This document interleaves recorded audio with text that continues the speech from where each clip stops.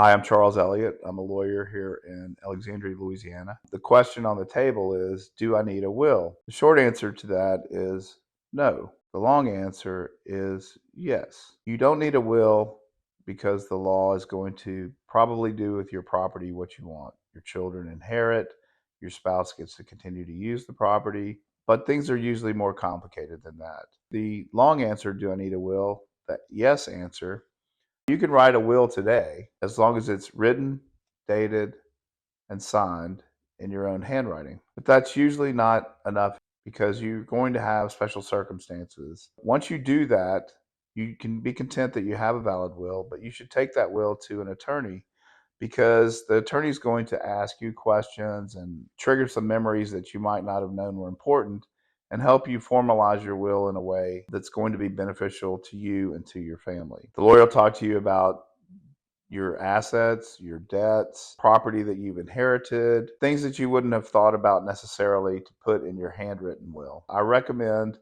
that once you get to a point where you've listed all your property, your debts, your plans, your goals, once you reduce that to writing, you take that to a lawyer, go over it with the lawyer. It's definitely worth the investment in time and money to make sure that you've taken care of things the way you want them taken care of. When people come to see me in my law office for succession, usually there's some kind of problem. Oftentimes, the problem comes from the fact that the parent has changed the will toward the end of their life and didn't tell the children about it. And so now there's suspicion, there are accusations about undue influence, there are all these things that make the situation not what the parent would have wanted. It's important for you to sit down with your parents, to sit down with your children, to sit down with your spouse and make a list of your property that you had before you got married, the property you've accumulated while you were married, property that you've inherited, so that all of these things can be dealt with in the way that you want them handled after you pass away. We can't always avoid the problems that come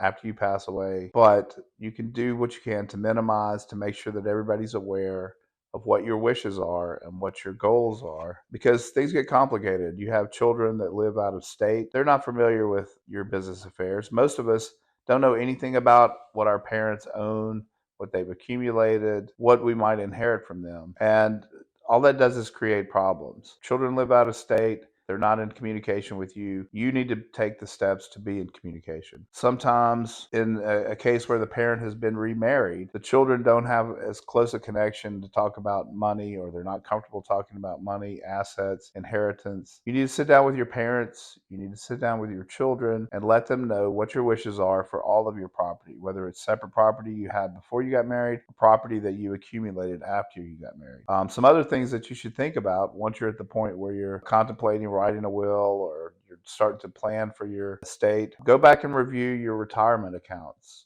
Sometimes there are retirement accounts where the person was early in their career, established, and just sort of forgot about it. Money comes out every month, and now they've been divorced and remarried. They never went back and changed the beneficiary. Make sure the beneficiaries on your retirement plans and your investment accounts and things that have a beneficiary are up to date. Again, we can take care of your wishes like you want them to happen. Periodically, you need to sit down with these same people, with your parents, with your spouse, with your children, with your financial advisor, and make sure those things are up to date so that your wishes can be taken care of, and that you don't leave a burden on your family and your children to argue or fight over what they really believe your intentions were. Usually when people come in and talk to me about writing a will, or they ask me the questions we've been talking about here today, I encourage them to execute a power of attorney, which will give your spouse or your children the authority to deal with your business, to deal with insurance companies, to deal with healthcare providers. Again, all you're trying to do is relieve the stress and the burden of